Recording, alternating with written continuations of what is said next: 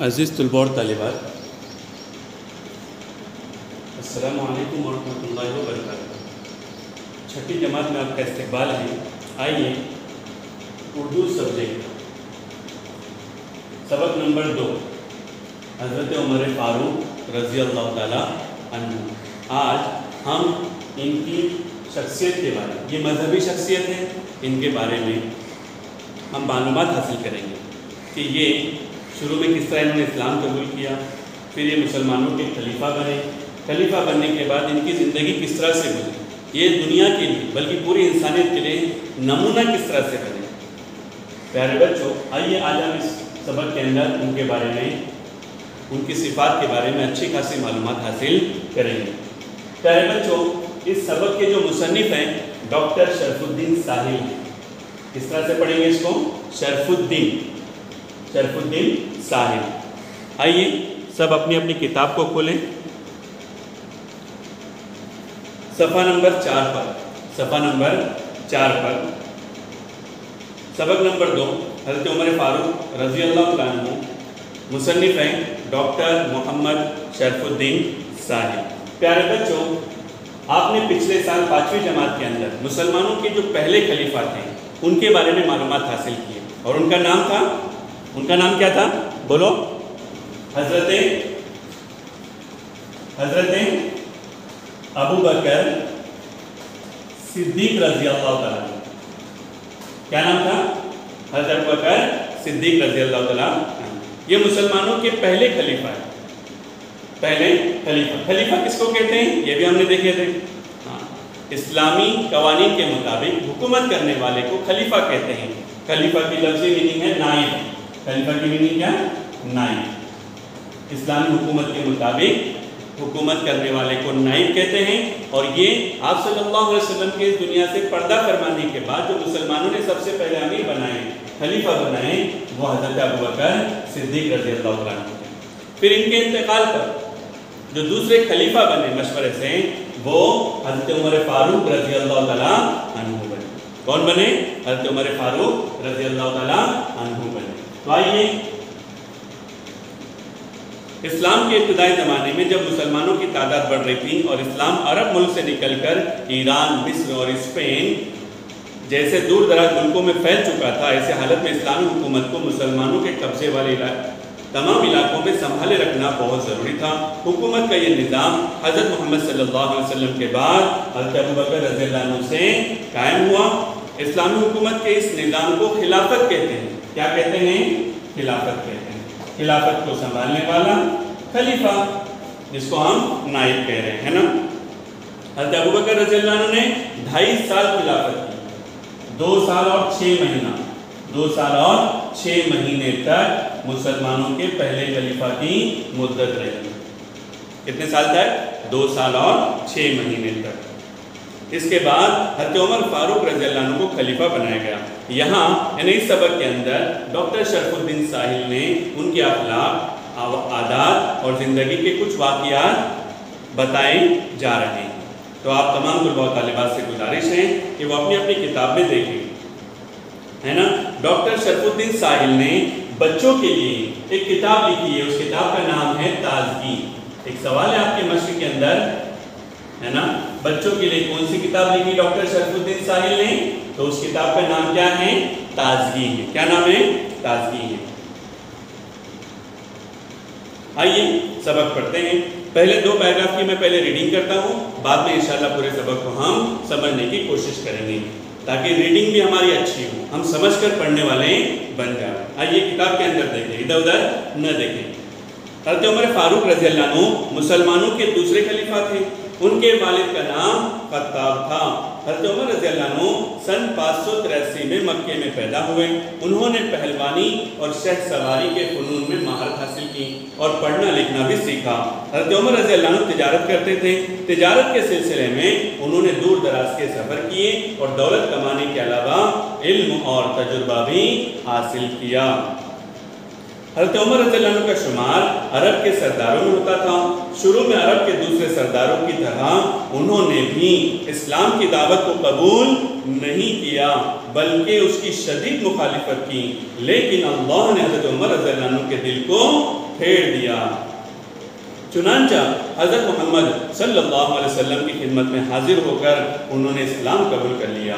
جب دشمنوں کا ظلم و ستم حد سے بڑھ گیا تو اللہ کے رسول صلی اللہ علیہ وسلم نے ہجرت کا حکم کر دیا۔ حضرت عمر رضی اللہ عنہ نے اعلانیہ مکے سے مدینہ ہجرت کی۔ یہ تھی ریڈنگ سبق کی۔ آپ کو پورا سبق پیارے بچوں ریڈنگ کرنا ہے تاکہ آپ کو آسانی سے سمجھ میں آ جائے۔ حضرت عمر فاروق مسلمانوں کے دوسرے خلیفہ رضی اللہ عنہ۔ حضرت عمر فاروق مسلمانوں کے دوسرے خلیفہ تھے۔ کتنے نمبر کے؟ دوسرے نمبر کے۔ پہلے کون تھے؟ حضرت ابوبکر صدیق رضی اللہ عنہ، جن کے بارے میں ہم نے 5ویں میں معلومات حاصل کی۔ آپ مکتب وغیرہ میں بھی ان کے بارے میں معلومات حاصل کرتے ہوں گے، لیکن سلیبس کے اندر آپ کو 5ویں میں ان کے بارے میں اچھی خاصی معلومات دی گئی تھی۔ ان کے والد کا نام کیا تھا پیارے بچوں؟ خطاب نام تھا۔ کیا نام تھا؟ خطاب۔ ہاں، والد کا نام خطاب تھا۔ اور حضرت عمر رضی اللہ عنہ سن 583 میں 583 میں یہ مکہ میں پیدا ہو گئے۔ عیسوی مکے میں پیدا ہوئے۔ مکہ سعودی عرب کا ایک مشہور شہر ہے جہاں حرم پاک ہے۔ کیا ہے؟ حرم پاک ہے۔ لوگ حج کو جاتے ہیں نا، ابھی انشاءاللہ اسی مہینے میں اپنا حج بھی ہونے والا ہے۔ اللہ کرے ہے نا اس حج کو قبول کریں اور سارے انسانیت کو، سارے مسلمانوں کو اللہ حج کی توفیق دے اور ان کے حج کو بھی قبول اللہ فرمائے۔ انہوں نے پہلوانی، کشتی لڑتے ہیں نا، پہلوانی باکسنگ جس کو کہتے ہیں ہے نا، پہلوانی اور شہ سواری۔ شہ سواری یہاں پر ہم نے لکھا ہے میننگ کو۔ شہ سواری یعنی گھوڑے کی سواری، بہترین سواری۔ آج کل تو 2 ویلر 4 ویلر آ گئے ہیں، کچھ علاقوں میں ہے گھوڑے کا نظام آج بھی ہے نا۔ عربی گھوڑا سب سے بہترین گھوڑا مانا جاتا ہے۔ گھوڑا پیارے بچوں بیٹھتا نہیں ہے، بڑا طاقتور رہتا ہے، کھڑے کھڑے ہی اپنے سونے کا کام بھی پورا کر لیتا ہے۔ تو یہ گھوڑے کی سواری، کس کی سواری؟ گھوڑے کی سواری۔ ان دو فنون میں، فنون فن کی جمع، فنون فن کی جمع، فن یعنی ہنر، فن یعنی ہنر۔ یہ دو فنون کے اندر حضرت عمر رضی اللہ عنہ نے مہارت حاصل کی، کمال حاصل کیا اور پڑھنا لکھنا بھی سیکھا۔ جو ہم لوگ کر رہے ہیں نا اس وقت پیارے بچوں، پڑھنا لکھنا بہت ضروری ہے۔ شروع کے زمانے میں اس وقت اتنے تعلیمی مسائل نہیں تھے، اس زمانے میں ان لوگوں نے پڑھنا لکھنا سیکھا ہے۔ پیارے بچوں آج بھلے اسکولی نظام بند ہے لیکن تعلیم جاری ہے، تعلیم جاری ہے۔ تو ہمیں بھی پڑھنا لکھنا خوب سیکھنا ہے اور ذاتی شوق سے سیکھنا ہے۔ جتنا بچوں اپنے شوق سے ہم علم حاصل کریں گے اتنا علم ہمارے ذہنوں میں دیر پا محفوظ رہے گا اور زندگی کے ہر گوشے میں، ہر موڑ پر ہم اس کا استعمال کرنے والے بن جائیں گے۔ تو پیارے بچوں ہمیشہ سیکھنے کی عادت ڈالیں۔ حضرت عمر رضی اللہ عنہ تجارت کرتے تھے۔ کیا کرتے تھے؟ تجارت یعنی کیا؟ بزنس، دکان، کاروبار جو بھی ہے نا کیا کرتے تھے۔ تجارت کے سلسلے میں انہیں دور دراز کے سفر کیے اور دولت کمانے کے علاوہ علم اور تجربہ بھی حاصل کیا۔ پیارے بچوں علم کس طرح سے لکھنا دیکھو، اس طرح سے، کچھ بچے اس طرح سے لکھتے ہیں تو یہ طریقہ غلط ہے۔ میم کا موڑ جو ہے وہ نیچے کی طرف آنا چاہیے، اس کا لکھنے کا طریقہ دیکھو، اس طرح سے آ کر نیچے جانا ہے۔ پریکٹس کریں اس کی ہے نا، 5ویں 6ویں میں تھوڑا سا دھیان دیں گے اچھے سے صحیح طور سے آپ لفظ لکھنے والے بن جائیں گے۔ اور تجربہ بھی حاصل کیا، ایکسپیرینس بولتے ہیں ہے نا۔ حضرت عمر رضی اللہ عنہ کا شمار عرب کے سرداروں میں ہوتا تھا۔ کس میں ہوتا تھا؟ بڑے طاقتور سرداروں میں حضرت عمر رضی اللہ عنہ کا شمار ہوتا تھا۔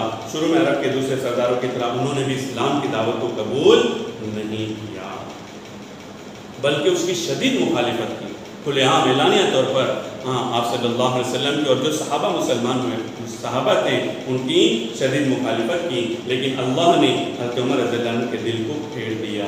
خیالات کو بدل دینا، خیالات کو بدل دینا، دل کو پھیر دینا یعنی خیالات کو بدل دینا۔ اللہ کے ہاتھ میں، اللہ جس کو چاہے جب چاہے ہدایت دے دے، کون کسی کو روک سکتا ہے؟ ہدایت تو اللہ نے اپنے ہاتھ میں رکھی ہے، دوسرے کسی کے ہاتھ میں نہیں رکھی۔ وہ جس کو چاہے جب چاہے ہدایت دے سکتا ہے۔ اللہ ہم سب کو بھی ہے نا صحیح راستہ دکھاوے، اہدنا الصراط المستقیم، آمین۔ چنانچہ حضرت محمد صلی اللہ علیہ وسلم کی خدمت میں حاضر ہو کر انہوں نے اسلام قبول کر لیا۔ جب دشمنوں کا ظلم و ستم، ایک دیکھو لفظ آیا ہوا ہے ظلم و ستم، یہ بھی گرامر کا ایک حصہ ہے میرے بچوں۔ ظلم و ستم یعنی یہاں پر واو بیچ میں دیکھو واو آیا ہوا ہے، لکھا ہوا ہے اس کو سنگل، بالکل ظلم الگ ہے ستم الگ ہے اور بیچ میں واو لکھا ہوا ہے، لیکن اس کے پڑھنے کا طریقہ یہ ہے اس واو کے پہلے والا جو لفظ ہے اس کا جو آخری حرف ہے جیسے میم ہے تو میم کے ساتھ اس کو ملا کر پڑھیں گے ظلم و ستم، پڑھیں گے اس طرح سے، لکھیں گے اس طرح سے، رنج و غم، رنج و، اس طرح آپ اور 5-6 الفاظ تیار کر سکتے ہیں، ہے نا؟ سوچے تھوڑا دماغ پر زور دیں، کہاں کہاں واؤ بیچ میں آتا ہے، احد نامہ پڑھتے ہیں اس میں عظیم و گناہ آتا ہے، یہ دیکھو، ہے نا؟ ڈھونڈنے سے خدا ملتا ہے، عظیم و گناہ، عظیم و گناہ، واو گرامر کا ایک اہم حصہ ہے، پڑھنے کا طریقہ بھی دھیان میں رکھنے کا، پہلے والے لفظ کے آخری حرف سے اس کو ملا کر پڑھنا ہے۔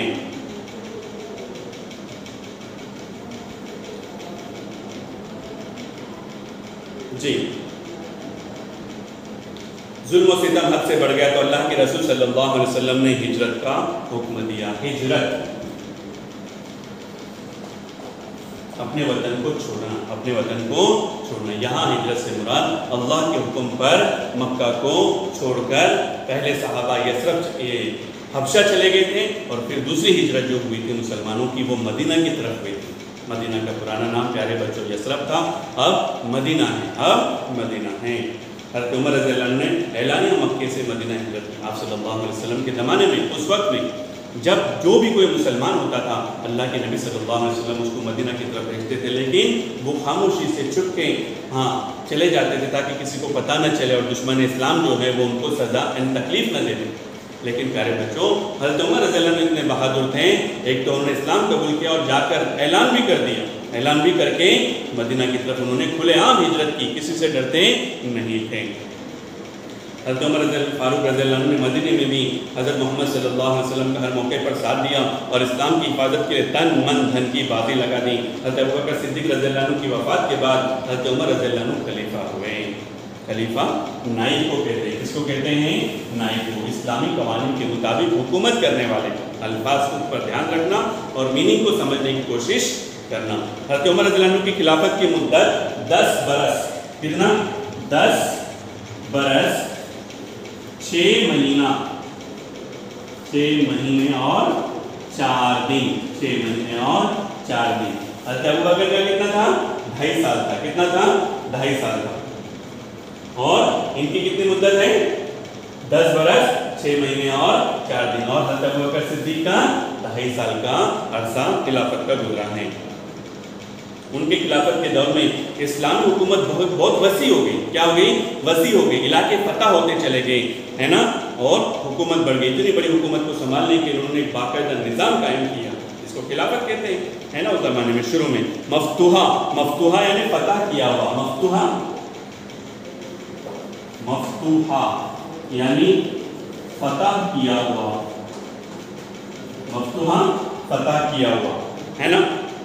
کو صوبوں میں تقسیم کر کے ہر صوبے کے انتظام اور نگرانی کے لیے ایک عامل مقرر کیا، عامل یعنی گورنر، نگراں جس کو کہتے ہیں۔ بیت المال اسلامی حکومت کا خزانہ، عدالت، آب پاشی، آب یعنی پانی، پاشی یعنی پہنچانا، آب پاشی پانی کا پہنچانا، جو علاقے تھے وہاں پر سب طرف پانی کا انتظام لوگوں کی ضروریات زندگی کو پورا کرنے کے لیے انتظام کر دیا۔ فوج اور پولیس کے محکمے قائم کیے، شہر آباد کروائے، نہریں کھدوائی، مہمان خانے تعمیر کروائے۔ دیکھو کتنے کام کیے انہوں نے، فوجی چھاونیاں بنوائیں، جیل خانے بنوائے، مردم شماری، مردم شماری، یہ لفظ آیا ہے، ہر ملک کی ہوتی ہے، ہر 10 سال کے بعد ہماری بھی ہوتی ہے نا؟ اس علاقے میں رہنے والے افراد کی گنتی، جیسے ہم جس گاؤں میں جس علاقے میں رہتے ہیں وہاں میں مرد کتنے ہیں، عورتیں کتنے ہیں، بچے کتنے ہیں، بوڑھے کتنے ہیں، تو اس کا ایک کیلکولیشن کیا جاتا ہے، گنتی کی جاتی ہے، اس کو مردم شماری کہتے ہیں۔ کیا کہتے ہیں؟ مردم شماری کریں۔ اور مکاتب قائم کی، مکاتب مکتب کی جمع، آپ لوگ بھی جاتے ہیں نا مکتب کے اندر، تو مکاتب کے مکتب کی، یہ مکتب کی جمع مکاتب۔ حضرت عمر رضی اللہ عنہ کی ہدایت پر صلاح مشورے کے بعد ہجرت کے واقعے کو بنیاد بنا کر ہجری کیلنڈر کی ابتدا کی گئی، اسلامی کیلنڈر۔ پیارے بچوں ہم جو یہ سال پڑھتے ہیں سن 2021 ہے، اس وقت چل رہا ہے، عیسوی پڑھتے ہیں، ہے نا؟ حضرت عیسیٰ علیہ السلام کی یوم پیدائش کو سال کو پہلا مان کر جو ہے دنیا میں یہ سال چلتا ہے، لیکن ہمارا جو اسلامی کیلنڈر چلتا ہے وہ ہجرت کے سال سے شروع ہے، جس سال آپ صلی اللہ علیہ وسلم نے اور صحابہ نے مکہ سے مدینہ ہجرت کی تھی، اسی سال کو اسلامی سال کا پہلا سال مانا جاتا ہے، اور اسی سے ہجرت کے کیلنڈر کی ہجری کیلنڈر، اس لیے ہم اس کو ہجری کہتے ہیں۔ کیا کہتے ہیں؟ ہجری کہتے ہیں، آخر میں اس طرح کی علامت دیتے ہیں، اور اس میں इस तरह की अलामत रहती हैं। तो ये याद रखना है प्यारे बच्चों, हिजरी कैलेंडर की शुरुआत हज़रत उमर रज़ी अल्लाह अन्हु ने की। किसने की? हज़रत उमर रज़ी अल्लाह तआला अन्हु ने की। हज़रत उमर रज़ी अल्लाह अन्हु की खिलाफत में इतनी आज़ादी थी कि आम लोग भी बेखौफ होकर उनसे गुफ्तगू करते और अपनी ज़रूरतें बयान करते थे। हाजतमंदों के लिए उनका दरवाज़ा हर वक्त खुला रहता था। हज़रत उमर रज़ी अल्लाह अन्हु का मामूल था, रूटीन लाइफ थी उनकी। क्या रूटीन थी? कि मुजाहिदीन के घरों पर जाकर खैरियत मालूम करते। जो लोग अल्लाह के रास्ते में गए हुए हैं उनके घरों पर जाकर खैर खैरियत मालूम करते हैं। औरतों को बाजार से सौदा सलफ मंगवाना होता तो ला देते, मैदान जंग से उनके नाम खतूत आते तो खुद घर घर जाकर उन्हें पहुंचाते, और उनको जवाब भिजवाना होता तो खुद लिख देते। वो नाबीना, बीमार और माजूर लोगों के घरों पर जाकर उनके काम कर देते थे। ये तो प्यारे बच्चों हमारे अखलाक की ज़िंदगियाँ थी वाकई में। हाँ, उन्होंने इतने बड़े बड़े काम किए और दुनिया को इतना बड़ा ज़बरदस्त पैगाम दिया है। आज सारी दुनिया के लोग मानते हैं कि अगर हुकूमतें करना है तो अबू बकर व उमर की तरफ से करो, अबू बकर व उमर की तरह से करो। प्यारे बच्चों, हमको ये सबक इसलिए पढ़ाया जा रहा है कि हमारे दिलों के अंदर भी ऐसे जज्बात पैदा हो जाए। हम भी दुनिया में ज़िंदगी इस तरह से गुजारने के लिए आए हैं। प्यारे बच्चों, अल्लाह ने मौका दिया आप लोगों को भी, तो आप भी इस तरह के खैर के काम कर कर अपनी दुनिया और आखिरत को संवारने के लिए, हाँ, इंसानियत के लिए नमूना बने, इंसानियत के लिए नमूना बने। एक मरतबा हज़रत उमर रज़ी अल्लाह अन्हु लोगों को खाना खिला रहे थे। उन्होंने देखा कि एक शख्स बाएं हाथ से खाना खा रहा है, उनसे उल्टे हाथ से, लेफ्ट साइड से। कभी नहीं खाना प्यारे बच्चों, न पानी पीना न खाना खाना, जो भी, शायद खाने में पपड़ भी आ रहा है तो बाद लोग अक्सर उल्टे हाथ से पपड़ लेते, नहीं, हमें सीधे हाथ से, बदलिए उंगलियां वगैरह साफ करके सीधे हाथ से ही। गिलास खराब हुआ फिर चलेगा, सुन्नत खराब नहीं होना चाहिए। इससे एहतमाम करें प्यारे बच्चों, जब भी कोई चीज़ खाना हो हम सीधे हाथ से, बच्चा हर अच्छे काम की शुरुआत जो है वो सीधे हाथ से हमको करना है। हाँ, किसी को कुछ प्रॉब्लम है तो वो अलग बात है। हज़रत उमर रज़ी अल्लाह अन्हु उसके पास जो आहिस्ता से कहा कि दाहिने हाथ से खाओ। उस शख्स ने रंजीत होकर कहा कि एक जंग में मेरा दाया हाथ जाता रहा, यानी शहीद हो गया। ये सुनकर हज़रत उमर रज़ी अल्लाह अन्हु का दिल भर आया। वो उसके बराबर बैठ गए और कहने लगे, अफसोस, तुमको वज़ू कौन कराता होगा? देखो कितनी सोच है आगे की, वज़ू कौन कराता होगा, तुम्हारा सर कौन धुलाता होगा, कपड़े कौन पहनाता होगा? फिर हज़रत उमर रज़ी अल्लाह अन्हु ने उस माजूर शख्स के लिए एक नौकर मुकर्रर कर दिया और माजूर शख्स को तमाम ज़रूरतें चीज़ें मुहैया कर दी। उन्होंने नौकर को हिदायत दी कि तुम इस शख्स की तमाम ज़रूरतों का ख्याल रखना, इसे किसी तरह की तकलीफ़ न होने पाए। ये थे खलीफा, लोगों को, यानी बड़े अहदे पर है तो ये नहीं कि चलो अपनी अकड़ मकड़ में रहें, नहीं, लोगों की ज़रूरत का पूरा ख्याल रखा। छोटी छोटी चीज़ों पर ध्यान देते थे प्यारे बच्चों, छोटी चीज़ों पर ध्यान देते, इसलिए तो वो इतने बड़े बन गए। हाँ, आज देखो 1500-1550 साल का ज़माना गुजरने को है, लेकिन आज भी उनका नाम हमारे लिए दर्स बना हुआ है, रहबरी बना हुआ है, इनके सबक हमको पढ़ाए जा रहे हैं और आज हम उनका नाम कितना अकीदत से लेते हैं, बल्कि इंशाअल्लाह क़यामत तक चलता रहेगा इन लोगों का नाम। कब तक चलता रहेगा? क़यामत तक। हज़रत उमर रज़ी अल्लाह अन्हु रातों को गश्त करके लोगों का हालचाल मालूम किया करते थे। एक दफ़ा गश्त करते हुए मदीने से 3 मील दूर पहुँचे, तकरीबन 4.5-5 किलोमीटर का सफ़र है ना लंबा। देखा कि एक औरत कुछ पका रही है और 2-3 बच्चे बिलक बिलक कर रो रहे हैं, जोर से, भूख की वजह से। हज़रत उमर रज़ी अल्लाह अन्हु ने सबक पूछा तो औरत ने बताया उनको कई वक्त से खाना नहीं मिला है, उन्हें बहलाने के लिए मैंने पानी में कंकर डालकर हांडी चूल्हे पर चढ़ा दी। देखो माँ किस तरह से, खाना कुछ भी नहीं है, बच्चों को बहलाने के लिए हाँ आग जलाई है, हंडी के अंदर कुछ पत्थर कंकर डालकर उनको उबाल दे। बच्चों को लगेगा कि कुछ पक रहा है, थोड़ी देर इंतज़ार करेंगे और वो सो जाएंगे। आपने वो नज़म भी पढ़े होंगे, भूखे बच्चों की तसल्ली के लिए माँ ने फिर पानी पकाया देर तक। पूरी नज़म ज़रूर सुनना प्यारे बच्चों, बहुत बेहतरीन अंदाज में वो लिखी गई है। उस नज़म के अंदर पूरा ये वाक़या बयान किया गया है। हाँ, हज़रत उमर रज़ी अल्लाह अन्हु फ़ौरन मदीना आए, बैतुल माल से, है ना, इस्लामी हुकूमत का जो खजाना होता है उससे खाने पकाने की चीज़ें ली और अपने गुलाम असलम से कहा। गुलाम का नाम क्या है? असलम। देखो यहाँ पर भी मीम लिखने का तरीका है ना, ये चीज़ें इसलिए बताए जा रहे प्यारे बच्चों कि आप लोग अच्छे से अच्छा लिखने वाले बने, प्रैक्टिस करें। ये नहीं कि हाँ बाद में करूँगा, नहीं, फ़ौरन प्रयास पर लेकर प्रैक्टिस शुरू कर दे ताकि आपका, यानी जो जिस तरह से लफ्ज़ लिखने को कहा जा रहा है आप भी उस तरह से लिखने वाले बन जाओ। गुलाम से कहा इसे मेरी पीठ पर रख दो। देखो वावेन का इस्तेमाल है, कोई कॉल हो या कोई बात बयान की जाती है तो वो अहम होती है, इसके लिए वावेन का इस्तेमाल होता है। किसका इस्तेमाल होता है? वावेन का, और उस वावेन के दरमियान उस बात को रखा जाता है। असलम ने कहा ये सामान मैं लिए चलता हूँ, चूँकि वो गुलाम थे, حضرت عمر رضی اللہ عنہ نے فرمایا کیا قیامت میں بھی میرا گوشت تم اٹھاؤ گے؟ کتنا بہترین سوال ہے، تو سوال یا نشان ہے آخر کے اندر، ہے نا؟ چنانچہ خود ہی سب سامان لے کر پہنچے۔ اب اس عورت نے پکانے کی تیاری کی، حضرت عمر رضی اللہ عنہ نے خود چولہا پھونکا، کھانا تیار ہوا تو بچوں نے سیر ہو کر کھایا اور اچھلنے کودنے لگے۔ بچوں کی پسند کا کوئی کھانا مل جائے تو بچوں کی خوشی کا کوئی ٹھکانہ نہیں رہتا۔ آپ بھی گھروں کے اندر جب فرمائش کرتے ہیں، آپ کے والدین آپ کے لیے اچھے اچھے طرح کے کھانے پکا کر کھلاتے ہیں، پیارے بچوں ہم اپنے والدین کی قدر کریں، ہمارے آرڈر پر سارے چیزوں کا انتظام کرتے ہیں وہ، ہے نا؟ ہم بھی ان کی دعائیں لینے کے لیے ان کی کچھ کام کریں، خالص بولنا نہیں بلکہ کچھ ایسے کام کریں کہ وہ ہم کو دعا دینے والے بن جائیں۔ حضرت عمر رضی اللہ عنہ دیکھتے تھے اور خوش ہوتے تھے۔ عورت کہنے لگی خلیفہ تو تمہیں ہونا چاہیے تھا نہ کہ عمر کو۔ وہ نہیں جانتی وہ عورت اتنا بڑا بادشاہ جیسے یہاں پر کیوں آئے گا یہ سوچ کر، اور ان کو پہچانتی بھی نہیں تھی، اس لیے انہوں نے یہ جملہ کہا۔ حضرت عمر رضی اللہ عنہ آبدیدہ ہو کر بولے، آنسو آئے ہوں کیا؟ فیلنگز زیادہ ہے، کیا ہے؟ فیلنگز ہیں، ہے نا؟ اللہ میری غفلت کو معاف فرمائے، میں ہی عمر ہوں، تم بھی میری غفلت کو معاف کر دو کہ میں اتنے دن تمہاری حالت سے بے خبر رہا۔ ایک مرتبہ تاجر کا ایک قافلہ مسجد نبوی کے باہر آ کر رکا۔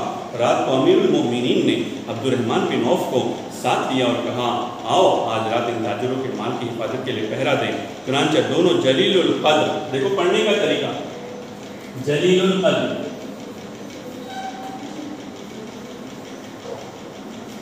ال کے بعد کون سا حرف ہے یہ دیکھنا ہے نا؟ یہ قاف ہے نا؟ یہ حروف کمری میں سے اس میں سے ہیں، آپ کو پڑھائیں گے انشاءاللہ بعد میں، ابھی تھوڑا سبق کے دوران آیا ہے اس لیے اس کو سمجھنے کی کوشش کریں۔ جلیل القدر ہے نا؟